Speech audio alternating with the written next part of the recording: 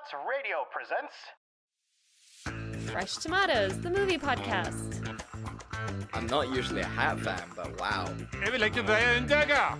I'm really sipping on that dumb bitch juice today, and Yeah, I am. But you know what? Someday I just might grow out of that. But you will never stop being a jerk. All chocolate cakes are good. You're a fascist. it's hideous. It's horrible. It's home. Angry white boy, let's go! Hello, and welcome to Fresh Tomatoes, the movie podcast. The cruise ship barreling towards the port, hoping that the buildings will slow it down. That's Chad Ekowitz.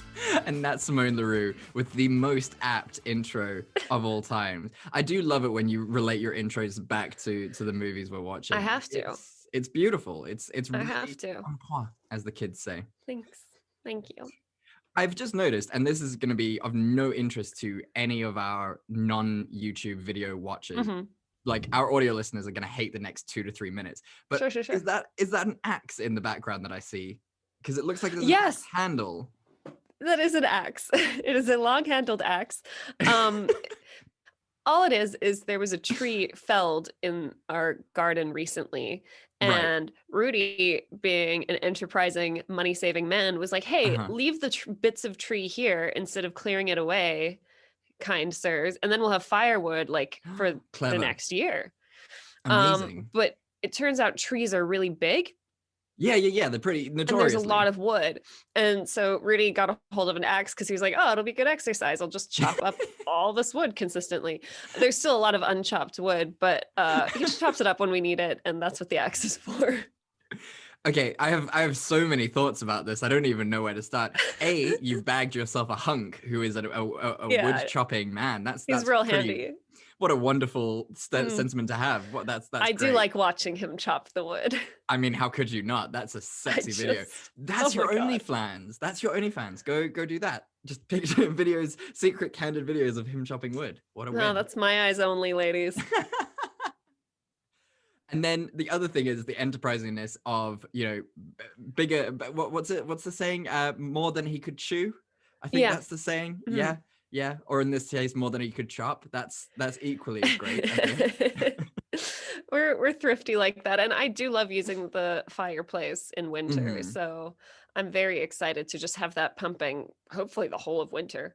That's so great. You guys are like living in your little like cottagecore wonderland. I'm Yeah, so proud of you guys. That's literally. so wonderful.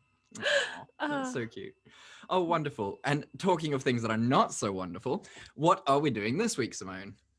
Besides doing amazing segues, Chad, we are also we are doing another episode of unnecessary sequels. Yes. Sequels to movies that we loved, but the sequels were maybe not that well thought out. And I can think of no better examples actually than the two movies we've picked, which is Legally Blonde Mhm. 2, Red, White, and Blonde, and Speed 2, Cruise Control. Nothing makes me happier than a really great byline. And these two movies have the most exceptional bylines of all time. Cruise Control, which makes fuck all sense for this movie, for Speed 2. I get it that they're It's on on a cruise ship. and No, and Chad, I that's- don't think you understand. Okay, Because please mansplain it to me. Mansplain the fuck It's- out of this. it takes place on a cruise ship, Right, okay. and Sandy B and her lover are trying to wrestle back control of the ship. Right, okay. And it's cool. a pun on the term cruise control, which is something that you do when you're driving. It's an option you can select to control your speed. That's where you lose me, because do you not do that on a car? I'm sure ships have it. Don't be a Debbie Downer, Chad. Okay, cool. I've kind of grasped that one. Explain to me Red, White, and Blonde then, because that one I'm lost as well. I don't understand that at all. I mean, red, Well- white. Oh, okay. I think you'll find actually, Chad, that if you mix red and white, what color does it make? Red. Oh, don't ask me these. I don't even know my primary colors. You're putting me on the spot. You And, look so anxious. pink. It makes pink, Yes. which is Elle Wood's signature color. right. Okay, and the See, blonde. and it's also a clever is pun on because the she's blonde. American flag, which is red, white, and blue. yes, but instead of Oh. blue, Because blonde starts with BL and blue starts with blue BL, so it works. Oh, okay. I mean, all jokes aside, I never got the connection of red and white makes pink. That's a really nuanced thing that I think you've just made up. I'm not convinced the filmmakers got that either. No, I think you just made that up, and it just kind of works. Think about this movie too much. Hey, it's a great movie. I love this movie. It's hilarious, apart from like the mild homophobia, but everything else is pretty great. Yeah, it's fine. In comparison to Cruise Control, let's be honest, one of the greatest movies of all time. We'll talk about Cruise Control. I have so many strong feelings. I'm so excited to hear your strong feelings. And let's see who goes first today for this week. You could actually call this, I was thinking about this, because this is obviously our sequel to the Unnecessary Sequel week. So would you call this an unnecessary sequel, or would you call it a necessary sequel? Because there are so many unnecessary sequels. Maybe the necessary unnecessary sequel? I like it. Yeah, I think that's the name of the episode, really. That's the working title. Yeah. We need a good byline, though, to end it. I'll think about it. Okay. All right. I'm excited to see what you come up with. But in the meantime, what are you drinking? I am drinking a delightful rosé. We are recording this on Valentine's Day. Mm-hmm. So I was like, well, why not a little pink wine to go with it? Yeah, pink wine, pink hearts, love, etc., etc. I mean, let's actually talk about that. I know this is really out of context because of the fact that, this is going to come out so late. Yeah, this is coming out way after Valentine's Day. But how do you feel about Valentine's Day? Because I have feelings. I don't really care for it, it's just another day for me. I don't really expect Rudy to do anything. Mm-hmm. I hate going out on Valentine's Day because definitely not. It's horrible. Yeah. I don't know. I find it very commercialized. It's like, and I'm not trying to be like different or like alternative about it. It doesn't arouse a lot of emotion in me. I think it's cool. Like if that's a day that you want to do something nice for someone that you care about, like go for it. But I don't know. It doesn't hold much significance for me. How about you? Right. Look, I completely agree with you. I think it is way over commercialized. Like it's crazy how much like prices are upped for romantic things during this period. But honestly, I love love. I'm such a huge fan of love. Like I am such a romantic very on brand at heart. for you. It's the most on brand holiday. This is my Halloween, Christmas. This is the vibe for me. The irony is that the majority of Valentine's Days I have spent alone. But the point is that I do fucking love this holiday. It is the most wonderful holiday. First of all, every day you should celebrate your love. If you have someone special in your life, every day you should be telling them how special they are, no matter what, because they are special to you, and that's important. But the whole fact is that this is a day very much like Halloween, when the veil between the worlds is at its thinnest. This day, everyone is feeling super lovey-dovey, and that's just wonderful. The whole world just comes together for love, and that's just fucking righteous, and I am about that. It's that special day where you can emphasize the fact that you love someone very, very much. That's very sweet, actually. I feel like you've actually sold me on Valentine's Day a little bit. So now I'm going to leave this recording, be real mad at Rudy for not doing anything. To be fair, literally everyone I've spoken to about this has felt your way. They're just like, oh, I'm not a very big Valentine's Day person. I'm like, I'm so alone in so many different ways. One day you're going to find some lucky person to lavish all your Valentine's Day feelings on. I hope so. From your lips to Cupid's ears and arrows. If there's any of our listeners out there who are equally single, holler at your boy. Believe me, every February 14th, I'll make you feel amazing. I'll make you feel amazing every day, but especially February 14th. Ladies, gentlemen. I mean, are you cool with me making this podcast now essentially my Tinder profile? I mean, I don't blame you. I hadn't thought about it that way, but I mean, I guess it's fine. I mean, that's what every time I talk about how I'm single, this sort of thing comes up about this podcast. Well, I'm also the first one who's like, ladies. Yeah, you are the ultimate hype man. I appreciate you for that so much. If you were a little closer, I'd try to hook you up with somebody, but I mean... Dreams on dreams, but what can you do? What can you do? I don't know. Maybe I'll come and visit South Africa and I'll just have a huge sex craze party. Please do not invite me. Thank you. No, ew. I Super don't want to weird. No. know. I don't like. I don't want to be aware. No, that's fair. I think you're 100% right. Yeah.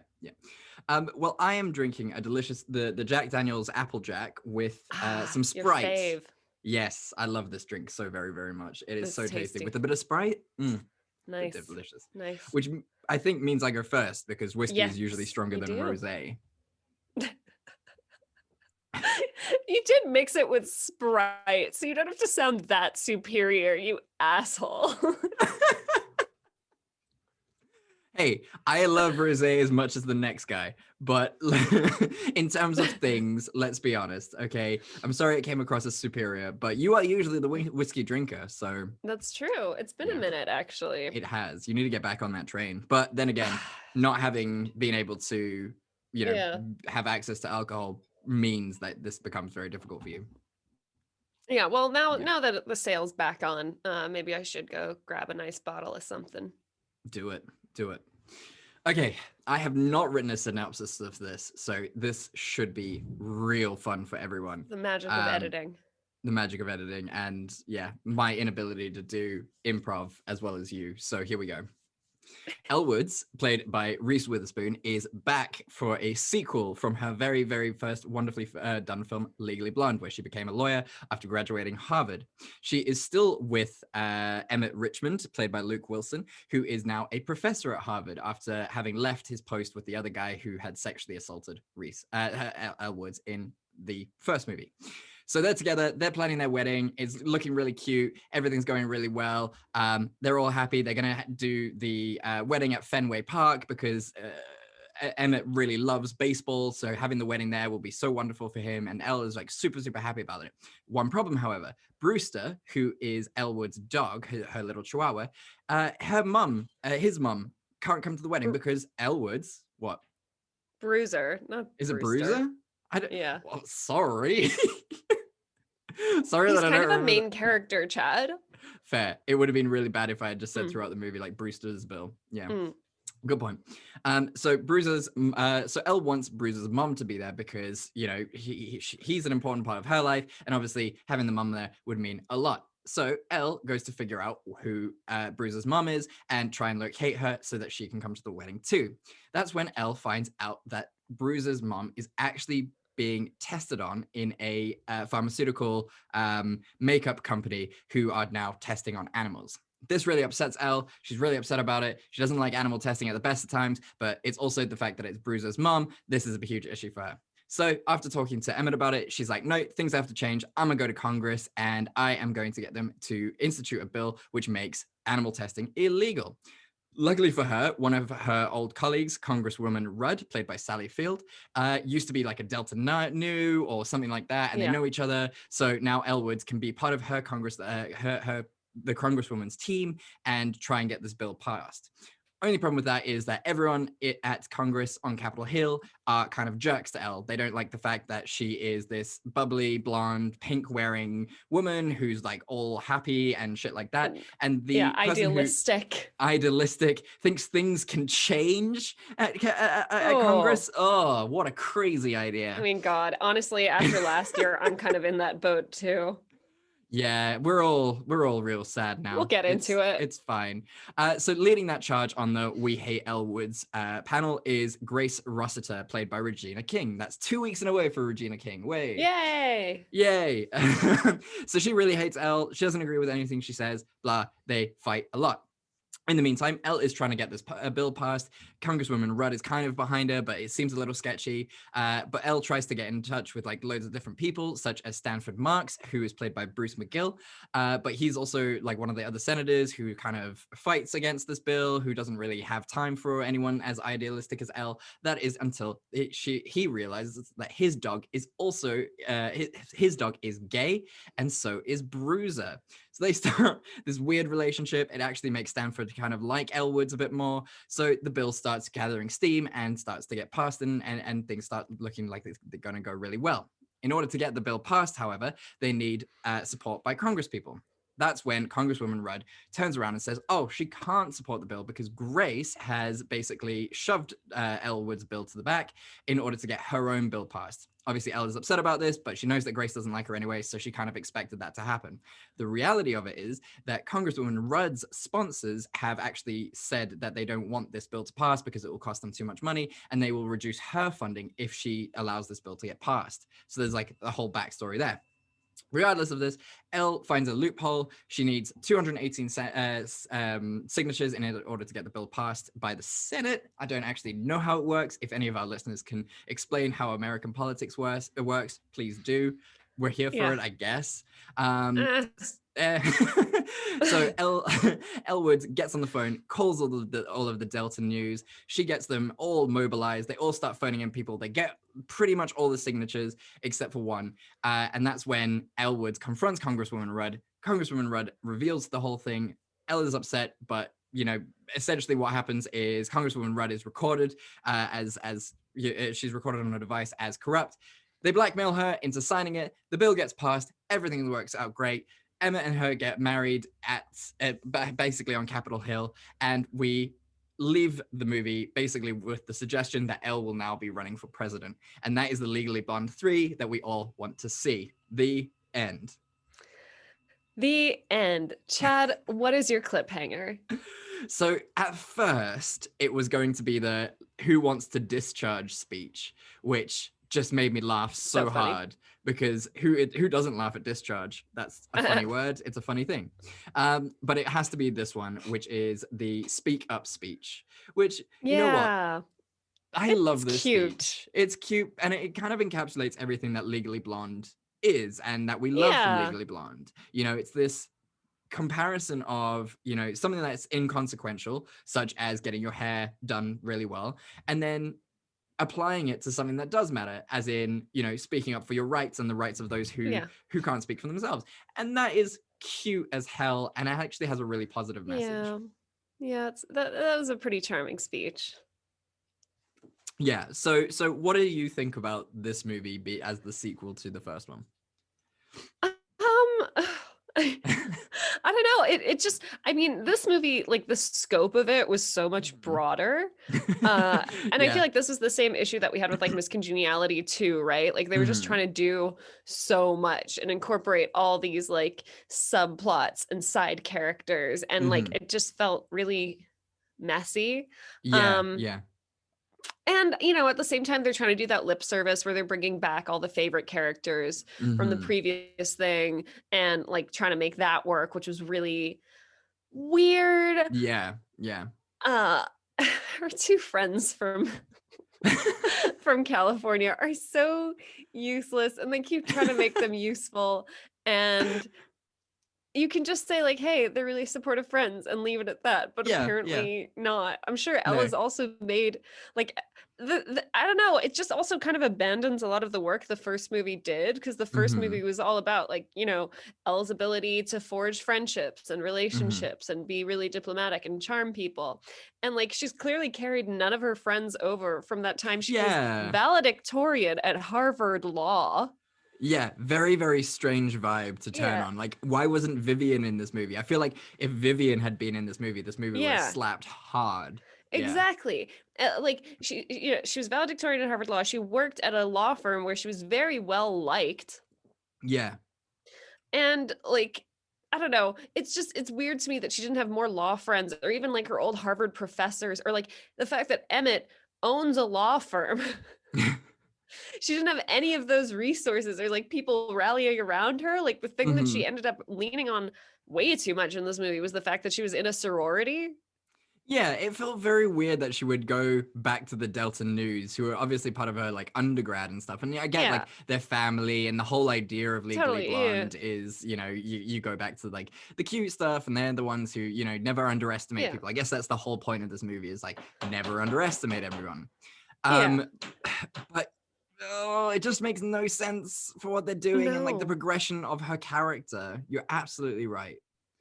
It's like she kind of starts off at square one again when she enters Washington. And I don't know, I would have, like, she's such a lovely character. I would have liked to see her just like having a bit more awareness and poise as she walks in, and she knows like, these are the types of people that she would have met in Harvard as well. She would understand better how to approach them, or be like, hey, I understand that this like snaps for whoever stuff like makes you uncomfortable, but like here's why I think it works. Like, I don't know, like Elle's not stupid. And No. I don't know, they just kind of wrote this character in a way where she was kind of dumb and just Yeah. happened to be a good lawyer. Yeah, it makes no sense. Like, we're not saying necessarily that you need to change the character, because the whole point of Elle Woods as a character is the fact that she is this ditzy blonde, or like at least comes across as a ditzy blonde, and she likes pink things, and she likes, you know, expensive bougie shit. And we're not saying change that. We're just saying apply that how she does at the end of this movie, where she uses that kind of knowledge and then applies it to a real life situation, a congressional situation, but just have that throughout. Like you said, I understand why the Snaps Cup doesn't work for you, but here's why it works. And then she like brings up a psychological reason behind it about teamwork and working together. Very cool. Would have worked beautifully. I think you're absolutely right. There is no need to substitute who she is as a character with the pink and all that kind of crap, and basically revert back to the beginning of Legally Blonde 1. You're absolutely right. Yeah. You can have both worlds. Exactly. Like, just think about it a little bit, you guys. Yeah. And I also, you know, I think my issue with them leaning back on the fact she was in a sorority is like, wouldn't it have been more interesting to see her benefit from all the work she put in Harvard and in her new law firm? Like, wouldn't it be good to see like all the allies that she made at that time while she was growing and accepting herself, and people who, like, you know, she won their respect and she worked really hard, and now that's paying off when she's trying to get this bill passed, as opposed to the Delta News. Like, she just joined the sorority, you know, like she didn't have to work for that respect. Yeah, exactly. And like, I think they tried to lean on that a little bit with like her relationship with Congresswoman Rudd, but it just it was so basic, and like in the first minutes, and then it was kind of like, oh, Congresswoman Rudd is out of the picture for the majority of the movie. It felt you're so right. But I guess that's what happens with sequels. That's why they're unnecessary. They're just leaning on the same premise that they thought made the last movie good.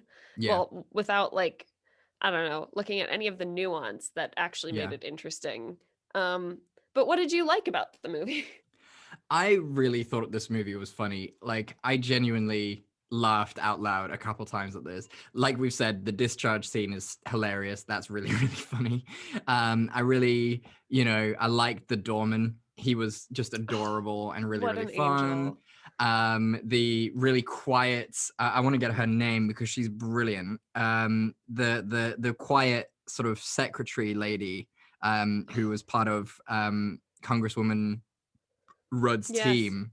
She's so brilliant as an actress, and she gets smaller parts. She's a character actress, but she's so brilliant. Really cute.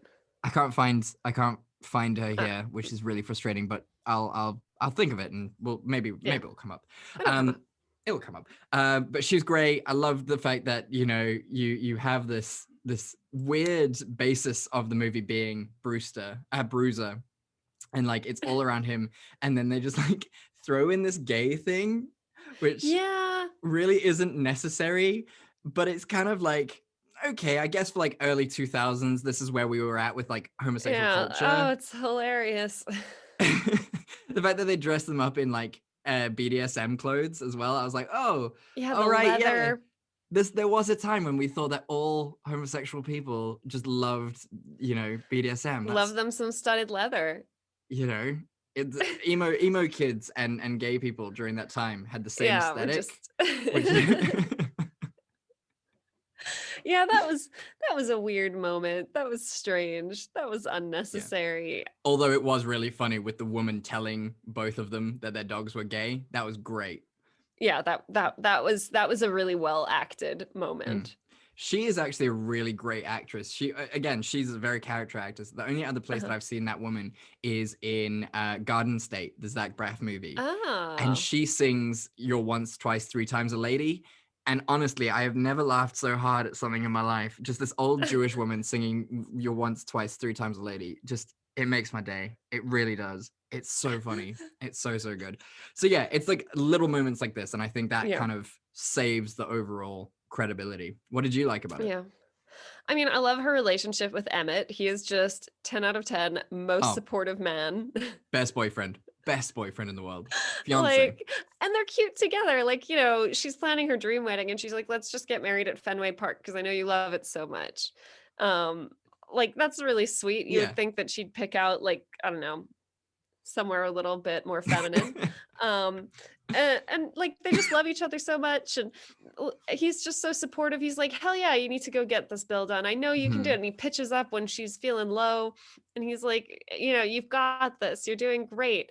At no point does he, a lecturer at Harvard Law, offer to help her out with any of his numerous contacts that I'm sure he has. But it's fine, You can't ask too much. That's not Emmett's fault. Those are the writers. That's look, I always think of Emmett, like watching this movie again, I think Emmett is a bit of a himbo, to be honest with you, because he answers his phone in like the middle of a lecture and he's just like, honey, I'm in class. And she's just like, I don't give a fuck. And he just like continues on the conversation with her. And yeah, he is really, really supportive, and that's great. But he is such a himbo. Bless Luke Wilson. He plays it so well. I love Luke Wilson. I know everyone knows all about Owen, and Owen's the famous brother, but fuck that. No, Luke has got a special place for us. Yeah. I mean, what else is there to talk about? I mean, this is a pretty simple movie. I think it relies, like you said, way too much on the things that the first one did in terms of, you know, just, it's pink and sparkly, and her wedding shoes. That was funny? Outrageous. Her wedding shoes were like the most OTT thing I've ever seen in my life. Rubies on the bottom of them. How can she dance in that? How is she going to dance in that? Sometimes you've got your special ceremony and photograph shoes, and then you change into your reception flats. Is that what you're doing? Like you've got your like Chuck Taylors for the reception? Oh God. Kill me. I'm really bad because my attitude is like, I'm not a fucking quitter. So if I've chosen to wear heels like for a night out or for the day, like I think it was a wedding most recently years ago. I do not take those shoes off. Like I have committed to those heels. I will not walk around a venue barefoot. I simply won't do it. Simone. Self-preservation, girl. No, I'm hardcore. I mean, I pick a sensible heel. It's not like a stiletto or anything, but like once those shoes are on my feet, like I'm not taking them off. I'm not walking around barefoot anywhere until I get home. Like I have made that commitment and I need to honor it. Jeez, do you know who else had that kind of attitude? Ted Bundy. So like about high heels, is that the attitude Ted Bundy had about high heels? Did you not hear his whole interview about high heels? He loved his high heels. He was just like, when I went to the law school library to murder someone, high heels, didn't quit. If she tried to run, I'd run in the high heels. That was his vibe. You know, I feel like to even the stakes, all serial killers should have to stalk their prey in high heels. Yes, and like a really inconvenient dress that doesn't have pockets.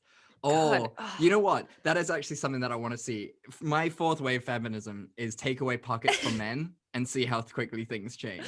Yeah, see how quickly society falls apart. Yes.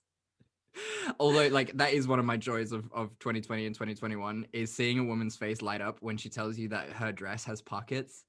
It's just, there is nothing better. Like, there is nothing more wholesome or lovely. You know, that's a really pretty dress. Thanks, it has pockets. Just that's all I want in my life. That would be heaven to me. Just walking around complimenting women on their dresses, and then they tell me they have pockets. If I had any sewing skills at all, I would probably add pockets to like all of my dresses. Well, there you go. If any of our listeners are seamstresses or what's the male equivalent? Tailors? I have no idea. People Seamsters? Who sew. That feels weird. If there are any seamsters or seamstresses on who listen to this podcast, Simone will send you her dresses and you can put pockets in them. For free, please. Thank you. Okay, thanks. Thanks. So what is a scene that could have saved it for you? So one thing that I found kind of interesting, I mean, first of all, that doorman was a delight and we did not deserve him. He helped Elle out so much. So much. But one thing I found really interesting was one of the things that helped her was he had like a record of all of the dogs that he had ever walked. Yes. And like she kind of used that to talk to different Congress people about their dogs. But it was like an interesting point that a lot of the service people in Washington have access to some crazy information. And I think it would have been cool for Elle, because we know she's actually very not elitist. Like, as much as she likes nice things for herself, she like doesn't expect that of the people around her. No. It would have been interesting for her to go, aha, maybe instead of capitalizing on my very rich sorority friends, I need to like make friends, get along, be very charming, like she's good at, with the service people of Washington. Get that dirt, get that extra information that helps her build those relationships. I think that would have been very cool. And that's like, actually a really nice idea. Yeah. Especially because Sid helped her so much. Yeah. It would have made sense. It's not like a completely outlandish plot line. Yeah. I think that's a good plan. Yeah. maybe we'll see it for Legally Blonde 3, the dream. For me, I don't know, like I felt like it was the same issue that we had with Miss Congeniality too, in the fact that Elle just got really, really lucky. Like if the one congresswoman wasn't a Delta Nu, if the dogs hadn't been gay, like it would have just been nice, you know. And I guess this goes back to what we were saying about the whole movie, is like she was just completely stripped of her autonomy, and then she was just got super duper lucky. It would have been great to actually see her like get a little bit rough and tumble, because she's always so kind and nice and things. But it would have been great if she had cornered that congresswoman and been like, listen, you help us out, and like gotten a bit vicious and gotten a little bit hard and mean. Stood up for that would have herself. been like, it would have been really, really cool. That's what the Elle I would have seen. More of a Batman like Elle, where she holds people over like railings and pretends to. Because she does so much prep for that meeting. Like she has all the numbers and stuff. Yes. But the only way she gets that congresswoman to listen is by being like, oh, I was in Delta Nu. And like, it would have been cool if she just like had the facts ready to go and like, you know, been able to use her obviously great networking skills to her advantage. Yeah, you're absolutely right. So, would you watch this again, and would you recommend that people watch this film? I wouldn't watch it again. I feel like I got all the emotion I needed out of the first Legally Blonde, and this sort of felt like a shadow of the first one. That like, okay, it doesn't hit all the same emotional notes that the first one does. No, I feel you there. And it doesn't hit different notes any better. So like I would recommend people check it out. Like if you're like, hey, what's the next chapter in Elle's life? Like check it out. But you can also just pretend it didn't happen and still have a perfectly good time with the first movie. It's fair enough. I get you. I get where you're coming from. See, this is where I disagree with you. Like, I do think people should, first of all, check it out at least once, because, you know, you get your fun from it and then you leave. Okay. But this is the situation where we're watching this again. Right. I come back to South Africa. It's the weekend. No one's got plans. You, me, Dan. For some reason, Kate's back in South Africa as well. We're all there. Everyone's there. Even James, maybe, if anyone can ever get fucking hold of him. All of our friends are back in the same room. We've got wine. We got face masks. We're having a girly day. I've bought pink gowns. Embroidered? Yeah. Everyone's got their initials on them. And we just sit and we watch girly movies all day. Mimosas. That sounds great. Face masks. Pedicures, manicures. Keeping our skin dewy, keeping our cuticles tight. Yes, and constant buzz. I think cuticles can be tight. Reduced? Cuticles reduced? I don't know. I have no idea. Yeah. But yes, that is the situation. It's a girls' day. We're going to be watching all of these movies. We're going to be watching Legally Blonde. We're going to be watching Legally Blonde 2. We're going to be watching The Congenialities. We're going to be watching all of these films and just getting hammered, pampered, perfect. Right. Yeah. I mean, Legally Blonde 2 is also like, it's pretty good for like when it's later in the evening. You're still like really buzzed. Yes. You don't have time to ask too many questions. Everything's funny. Like, yeah, that's a good moment. Yeah, exactly. You're on the dessert snacks. Yes. And then we finish the night off like we did very many years ago with us being super drunk, trying to watch The Notebook and trying to understand what the fuck is going on, and then crying and throwing up everywhere. That's how the evening has to end. Oh, God. Seafood pasta was a bad choice for dinner for that night. I'm surprised you even remember what we ate that night. Because I I'm tasted it impressed. twice. Oh, fair enough. And it just lingers in the back of your mind like a horrible memory. And it's one of like my favorite quick pasta dishes to make. Not anymore. I love smelly fish, so tinned smoked mussels are just get in my belly. Well, Simone, it is now time, since we started talking about seafood, talk to me about the open seas of Speed 2, Cruise Control. You have to. You signed up for this podcast. Guys, it's going to be a really quick synopsis because nothing happens. Not a lot happens. So this movie picks up with Annie, played by Sandra Bullock, who you'll remember from the first movie was the one who helped Keanu Reeves drive the bus until everybody was safe. She has since broken up with Keanu Reeves, and she's dating a guy who she thinks is like kind of like a safe bet. She thinks he's just a beach patrol cop named Officer Alex Shaw, played by Jason Patric. However, she unfortunately comes to learn that he's also like an investigative cop and he sees a lot of action. So she's really mad at him, but he's like, hey, I bought these tickets for a Caribbean cruise. We can chat about it all then. It'll be fine. And she's like, you know, you can't just like buy me off with a cruise, but I still want to go on a cruise. So whatever. So off they go. While they're on this cruise,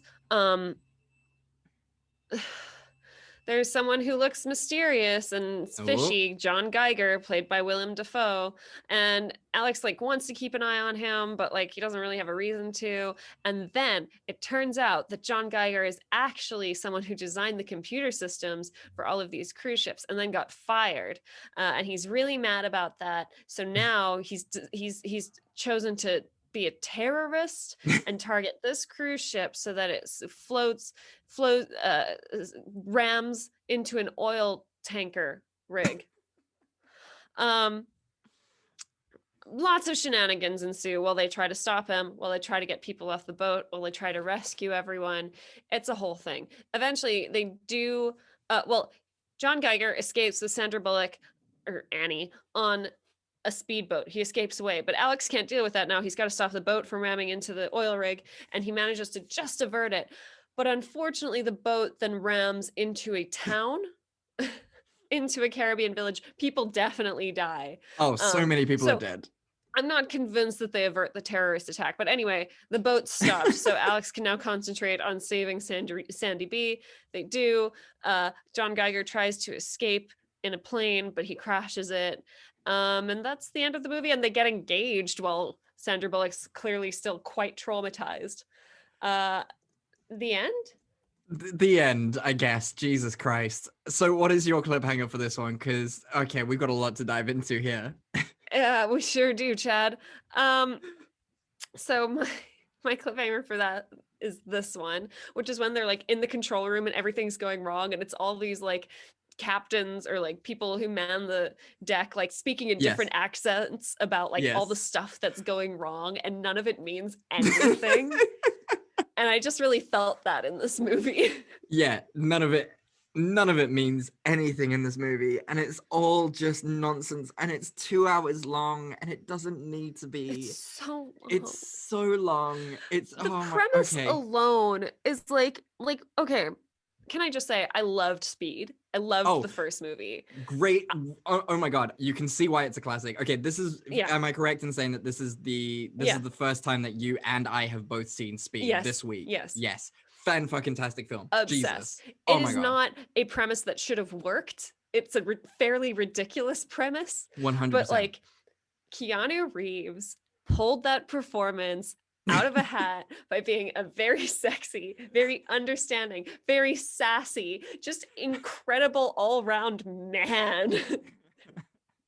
And his chemistry with Sandy B is undeniable. And that is what brings this whole movie together. It's a very sincere Sandy B, a very, very sexy Keanu Reeves, and then like there's action stuff that happens around it. Yeah, the action stuff kind of falls to the wayside. It's a very periphery issue between the relationship. It's almost like this is actually a rom-com with a little bit of action peppered in around it. Oh my God. Absolutely. And like guys, they kiss at a very inopportune time at the end, but you're just like, yes! Beautiful people.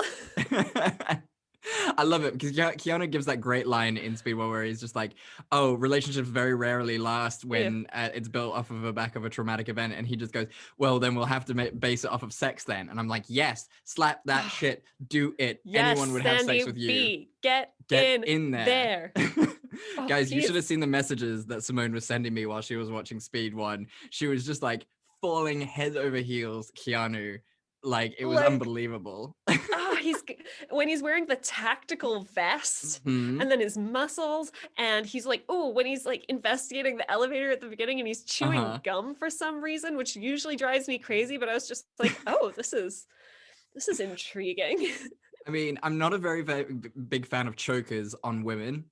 And then chokers on men is a very different vibe. And I know that wasn't technically a choker that he was wearing. But damn, what a sexy choker. Did it do something in your brain? I was like, oh, right. So chokers are actually sexy so long as they're on Keanu Reeves. Oh my God. That young Keanu is honestly a weapon of mass destruction. Like, he was too powerful.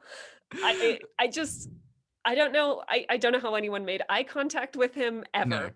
No, sort of like the end of Raiders of the Lost Ark. If you just made immediate eye contact, you just shredded, your whole skin just falls off your body. I would have just been bright red the whole time. Like, anyway, so I don't understand how you can watch Speed and be like, yes, the character that we should follow from this movie is not the super cool, competent cop who defeats a terrorist and is very self-sacrificing and cool and gets the girl at the end. Mm-hmm. No, we're going to go with the awkward uni student. That's who we're going to follow. And then give her the most lackluster love interest of all time. Oh my God. Oh my God. There was no chemistry between the two of them.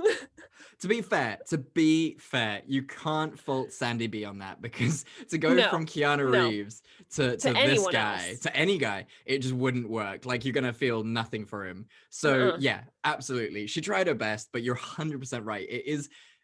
You can't follow Speed 1 and be like, yeah, we're going to make a great movie. We're going to do this. This is going to be just as good as Speed 1. Impossible. Jason Patrick. With Jason Patrick, and like the whole premise is different. The whole, like, it's not about speed. It's like, not about speed. That's what I don't understand. It doesn't have anything to do with speed. The only reference to speed is one of my favorite scenes of all time from any movie, and it's the bit where the Scottish sub-captain, or whatever the fuck I his thought he name was is. Irish. Or you see, his accent was so bad.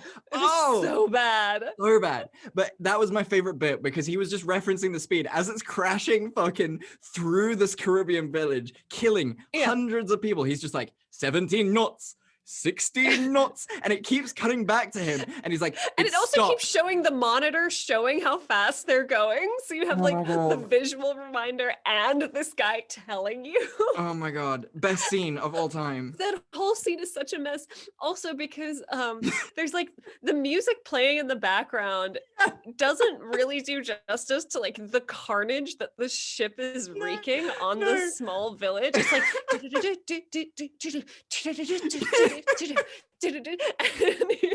just like, people are dying, Kim. It was such a boring scene, because you've just got this giant vessel catapulting its way through places, and you're getting like the odd shriek of a person, the buildings crashing, going back to our Scottish Irish friend who's reminding us of the speed like it means fuck all, because this thing is still crashing into buildings and ruining lives. But and oh no, the whole thing, and it's so long. That scene is like a good 4 or 5 minutes. So long. And there's no need for it. Like, it's so pointless. We know what's going to happen. The ship is eventually going to stop, but it's going to cause so much damage. Stop it. Unbelievable. Do you want to know something incredible about that scene? Because I was looking at movie trivia. Yes, please tell me. So it is one of the most expensive stunts ever done to date. Okay. Because they actually built like a whole ass set for it. Wow. Okay. That they then were able to like basically explode in a sequence so that they would be able to capture all the stuff. Cool. Let me hang on. Okay. I'm reading off IMDb. The sequence where the Seaborn legend rams into the port is still the most expensive stunt ever filmed in history, accounting for $25 million of the film's $110 million budget and costing as much as the entire budget of Speed.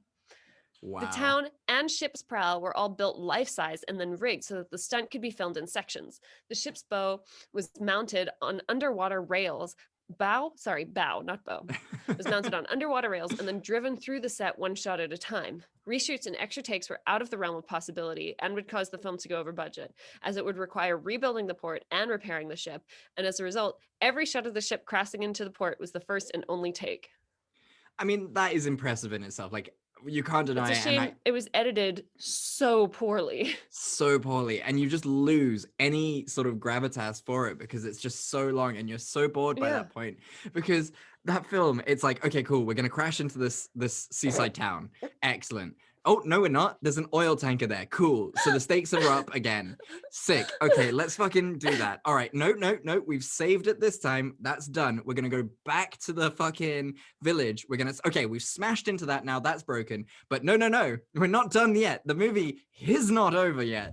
We're now going to follow Willem Dafoe as he flies a plane into the oil tanker. And for some inexplicable reason, the whole thing blows up.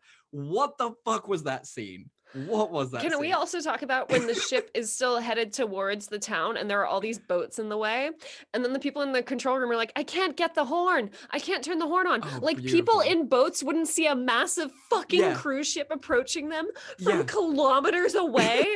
And people like genuinely turn around. They're like, oh, there's a cruise. Like, when it's on top of them. It's super baffling. Oh, it's so great. And what I love about that it's so good because like as the ships are crashing, the Scottish guy again, who must be such a masochist, is just like, it's helping us slow down. This is great. People are dying and there's so much property damage here. And he's just like, yes, keep smashing those boats. It's slowing us down. Fantastic. Beautiful. I love this assumption that the ship's carnage is somehow completely silent. Like, if anyone has ever been like within a block of a car crash happening, you know how loud that is. Yeah. A huge cruise ship ramming through boats, causing carnage, people screaming and running, and somehow like people don't notice the ship until it is too late. Yeah, it's great. Infuriating. It's so great. The whole premise of this movie is spectacular because like it just doesn't make sense. So essentially like it's a knot is a mile. Okay, so one knot is 1.15 miles per hour. So that boat at its top speed during this whole sequence is 17 miles per hour, which is not very fast at all. I want to get in kilometers so our South African listeners can also understand what I'm talking about. Also, my dumb self. It's 1 to 1.5. So 17 miles per hour is less than 30 kilometers per hour. Sure. Which is so way wondrously below. Slow. Yeah, really. I'm pretty sure we could run faster than that on a good day. You sprint. Okay, but that's the point. We the boat is going so slowly, and they're just like, yeah, no, this is all fine. Like. There's no sense of urgency once you realize that 17 knots is actually fuck off slow. And yet all this carnage happens. It makes no sense. This movie is baffling. I just like, I don't know. And it also like, it doesn't really, there's no peaks of tension, right? No. Like Willem Dafoe takes charge of the ship and it's just go the whole time. And it's exhausting. By the time it's even heading towards the oil tanker, like you can see the oil tanker, you're just like, I don't care anymore. They've rescued the drowning deaf girl. They've like done all this other stuff. They've tried to fight off Willem Dafoe. The one dude almost drowned trying to get to the rotor thing with the ropes. Mm-hmm. That was weird. Like by the time it actually gets to the oil tanker, you're like, Jesus. Can we fucking not? Christ. And we're not even at the end there with the oil tanker. That's the worst part about it. There's still like a good 20 minutes after the oil tanker.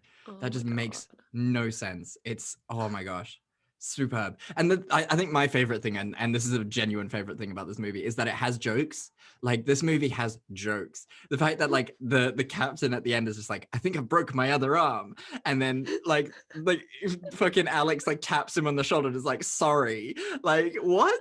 Why are we making jokes? What Alex is this? Is the worst character. And I don't want to blame James Patrick for it because like, I'm sure it's not his fault that Alex was written with all the interest of a plank of wood. Absolutely. Oh my God. And his makeup was very poorly done. I thought he was like 10 years older than Sandra Bullock. Yeah, And I it looks went like to it. check. He's 2 years younger than her. Wow. Okay. Then why does he Interesting. look like her father? You can see why, like, the young deaf girl does not see them as a relationship, like as a couple, apart from the They fact have that there's no no chemistry. chemistry at all. And then at the end, like he's rescued her from being kidnapped. She's just seen a man die. She knows that more people have died back there. And that's the moment where he's like, he pulls out the ring and he's like, hey, do you want to wear this for a while? Buddy, Oh, what? what a What? proposal! What a proposal! My Great. God. Like, I love the a la carte one, like the first proposal. That is cute. Yeah. That was great because it's just like, oh, can I order off the a la carte? Blah blah blah. I want to order off the menu forever. And then, you know, Sandy B is like, oh, you're joking, and he like obviously retracts because fair enough. Yeah. You know, you're breaking your heart. That's fair. But yeah, what a great proposal. And then this actual proposal is so demonic and ghoulish. It just makes no sense. Ghoulish. Oh, I love it. I love it all. I love it. This movie is just, I think it's great because it is so absurd. Like, they were just like, the whole thing is just, it's just ridiculous from start to finish. And that's what makes it great because you're just like, yeah, sure. Why doesn't a guy who puts leeches on his body and is suffering from copper poisoning just, you know, fucking take over a giant cruise liner? Like, because yeah, he's sure. mad. Why the fuck not? Let's just do that, I guess. Brilliant. Baffling. The moment that Keanu Reeves was like, hey, I don't think I'm gonna take this role, like this movie seems a little silly, they should have just been like, okay, fair enough, shut it down. Yeah, absolutely. Although, that being said, this is that golden time in the 80s when you had such spectacular people writing movies such as Gremlins 2. And you know what? Clearly, the water inside of Warner Brothers Studios was full of cocaine. Just chock full of white powder. Because that is the only explanation why Speed 2 and Gremlins 2 could ever be created.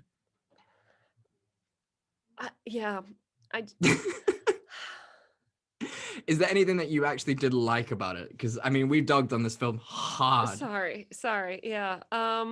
Willem Dafoe always makes a good bad guy. Oh, yeah. Crazy eyes. Sandra Bullock is smile. very charming at the beginning, I think. You know, she's just this genuine person trying to get a driver's license, and I think very logical in her relationship with Alex, where she's like, hey, I actually don't really know you that well, like we don't know each other that well at all, and like meanwhile this guy's like fucking hiding a ring in his pocket. And he doesn't really try to address that or anything, but I feel like on her side, like she's in the right. Oh, absolutely. From like the get-go, like when she's like, I don't even know your badge number. And and then he tells her his badge number towards the end, like it's really romantic. And it's like, okay, my guy. I love it when men tell me their badge numbers. It just makes me fall. You have the charm of a plank of wood. If Keanu had said his badge number, oh my god, I would have died. Oh my god, done, Keanu. But yeah. He could say anything to me. I would just melt into a puddle. I will agree with you there, and like I will say, you're 100% right in terms of like the fact that like the tension is so high, go from the beginning. If it had not been so high, that would have actually been great, because it is actually really interesting to have a ship traveling at 17 knots per knots and be so exciting. It's just the fact that it went on for so long. You get that exhaustion, that sort of like adrenaline exhaustion. If it hadn't happened for so long, it would have actually been a really cool movie. And you get that feeling from the beginning, like when Willem Dafoe like lets off the bombs and like pretends there's fires and stuff like that. Really interesting, really groundbreaking stuff. End with the oil tanker. Fantastic. Namaste. Done. Exactly. It's done now. I think that's also what made the first Speed movie work really well. It was basically, what was his name in the movie? Officer Jack. He just had a series of problems that he needed to solve, right? Like, you know, it was like, now he's got to get to the bus, and then he's on the bus, and then he's got to make sure it stays at the speed, and then the bus driver gets shot, and then like he's got to handle all this stuff. So there are like like peaks and troughs to that. Yeah. And like it's also cool because it does maintain sort of interest the whole time, because in the meantime his cop friend is in the background trying to figure out who this guy is. And like that was really well handled. Like this movie just does not give you a fucking break. No, not even a little bit. Not even a little bit. It's all disaster all the time. Yeah, you need some down, and that's the point. Like that's what makes the highs so much higher, is because you're feeling like so overwhelmed the whole time. Yeah. Yeah, absolutely. I loved that little cameo at the end from the guy from the first Speed movie, where like Keanu takes the car off that black guy, the African American guy, and then in the end, Alex takes the boat off of the same guy, and he's just like, "I've been in so much therapy because of you, and you know, I've spent $100,000." And it's like, you know, what if we didn't have cops commandeering stuff from Black people, especially in LA? Yeah, it's all a nightmare. We're not going to deny that fact. No, And we're not even gonna talk about the politics of them being cops. No. Like I can't do it right now. That was my favorite bit. That was my favorite fucking bit, where Alex is like, LAPD, and someone's like, we're in the Caribbean. It was great. Fuck you, buddy. That was like those two references, because he went, I'm the so- LAPD, and then someone else was like, I don't know what that means. It's great because it's so true. Like, don't insert yourself into these situations, dude. Random cup guy. Incredible. So great. What's your scene that could have saved it for this one? If there was a single scene. I've got one. Yeah. I don't know. Either get Keanu in or don't make it. Yeah, I think we can say that for any sequel with Keanu in the You'd have to have a more charming lead then. A more charming male lead than Keanu, which is like Is tough. there one? If they had maybe tried to pull in like a Brad Pitt at the How time. weird that was my thought as well. My immediate thought was Brad Pitt. Oh, look at that. It was around his time. A George Clooney could have been cool. Ooh, like, you know, interesting. someone a little sassier. A little bit, Or more if like we're going, kind of you know, distinguished. Sandy B's like now with the safe option, like maybe a nice Mark Ruffalo. Ah, that's sweet. And he's just there to Yeah. protect her. Like, he doesn't actually do anything with the ship. He's just like there for her. They just go through this trauma together and handle it this is really well kinda- as a couple. Kind of lovely. Yeah, that would have been great. That would have been really, really cool. Or even, and I know like we love this coupling, so Benjamin Bratt and her. Oh, Yeah, could you imagine? Fine. Sure. They had Yes. chemistry. Yes, I could feel that. Yeah. Mm. My scene that could have saved it, because the movie looks like it's going down that direction and then it just doesn't. I would have really loved to see Sandy B being the main person in this. She's learned so much from like from the events of Speed 1. She's like fucking kick ass. So she does hang out, and she's like dating this beat cop who is an actual beat cop. He's not SWAT or anything, and he's completely useless in this situation. And Sandy B's like, right, I need to take control because I am a strong woman who's learned a shit ton and has learned so much from Keanu Reeves. I'm now in control of the situation. I'm going to defeat William Dafoe. Instead, they take away all of her autonomy, everything that she did in Speed 1.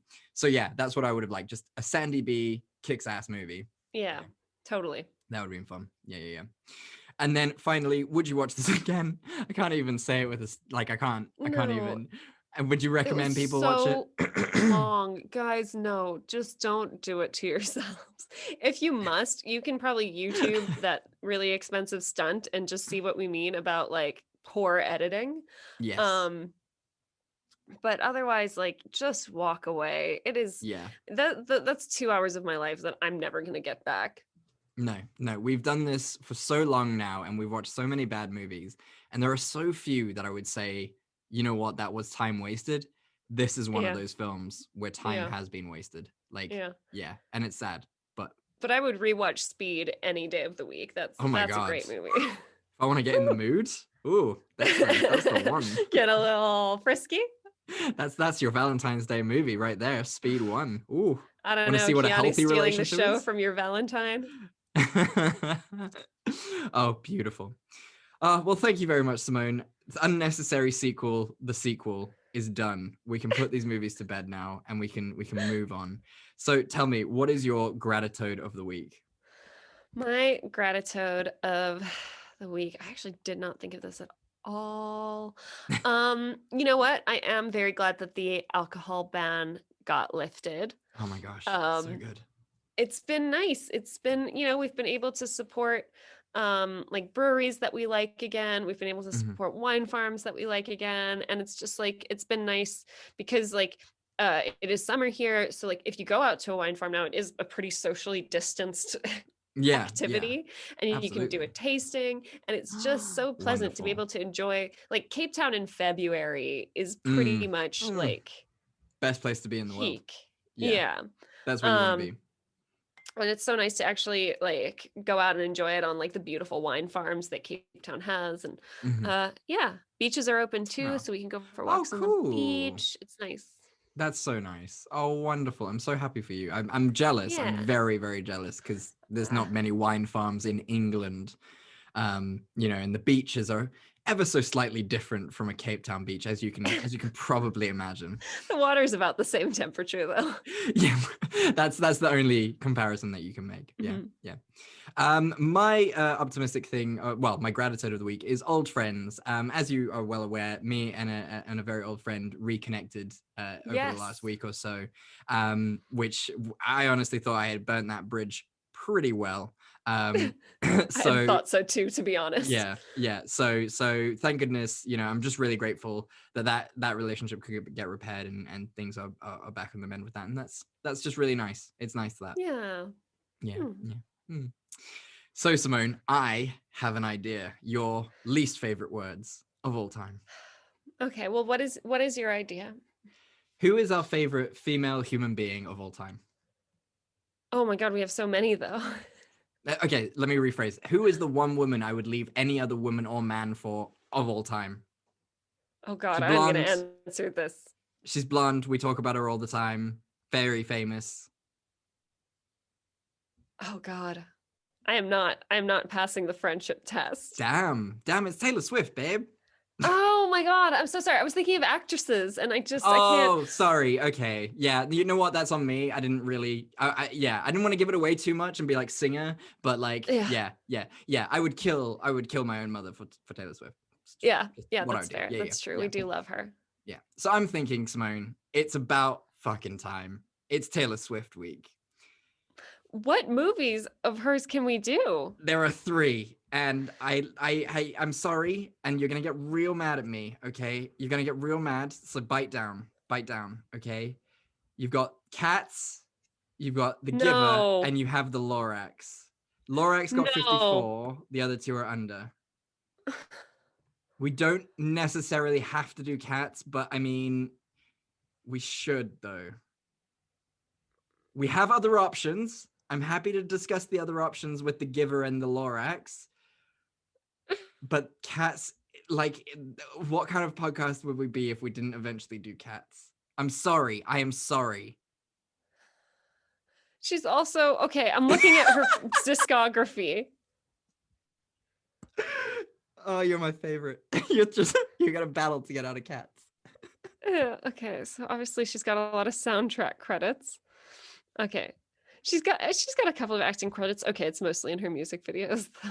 I've done my research on this one. It's you got to choose 2 of those 3. We could do The Giver and the Lorax, or we could do the Cats and the Giver, or the Cats and the Lorax. Those are our kind of options. Oh yeah, because we did Valentine's Day already. Yeah, we did.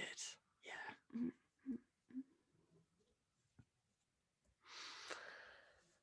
We should do Cats. We should just rip the bandage off. Why are you doing this to us? You've seen Cats too. Like, you understand what you're asking us to do. Yeah, I'm aware of it. I'm aware of this, but we need to, like, just think about it this way. If we get it out of the way now, we never have to do it again, because people are going to ask us to do Cats eventually. Like, let's just fucking get it out of the way. And then we don't have to worry about it. I'll even do it. I'll do the synopsis. I'll pay more attention to it. I'll do Cats. Did The Giver get like less than 50%? Giver got 35%. So it goes Cats with 20%, The Giver with 35%, and the Lorax with 54%. I mean, then we can't do the Lorax, so it's got to be The Giver. Yeah. And Cats. Okay. I'm really sorry. Are you? Yeah, I am. I really am. I wish Taylor Swift had done more movies than this. But what can you really ask for? Okay, let's just get it done. And then it will never come up again. We never have to do it again. Okay. I hope that like when you're watching Cats again and you really like have to digest the full horror of what you're experiencing, like that you remember that you did this. Yeah, I chose this. Like, we're not very victim blamey kind of podcast, but yeah, this is my fault. I did this to myself. Yeah. I'm so mad. I know you are. I know you are, and I'm sorry. I am genuinely sorry about this. I Okay. really wish Taylor Swift had done more movies, but she hasn't. So we have to do it. I don't know if that's true.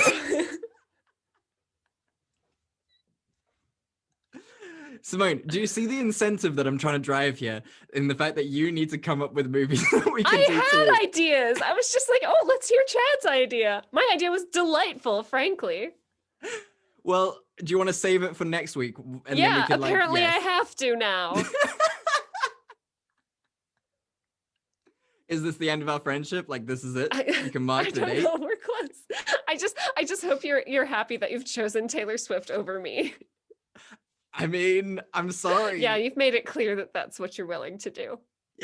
Yeah. It's not like I'm not gonna hide that. I'm sorry. Fair. I'm sorry. Fair. Okay. Fair. Well, I guess on that note, we should probably end things. Thanks, guys, for listening to what might very much be the second last episode of this podcast ever. We really appreciate you guys listening. How do you guys feel about Cats? What do you think that I've committed a war crime? Or do you think that Simone is justifiable in her anger at me? Tell us these things. Where can they do that, Simone? They can talk to us on Facebook or Instagram at Fresh Tomatoes Podcast, on Twitter at Fresh Tomatoes MP. They can email us at freshtomatoespodcast@gmail.com. And, you know, it's free to just appreciate the sacrifice that I'm making for you guys. Yeah, y'all, this is Simone's biggest challenge to date. This is real tough. This is gonna be real tough. And on that note, as we say at the end of every episode, we love you and there's nothing you can do about it. We love you and there's nothing you can do about it. I know in that we love you, you didn't mean me at all. Because apparently there were some things you could do about it, Chad. Goodbye, y'all. Bye.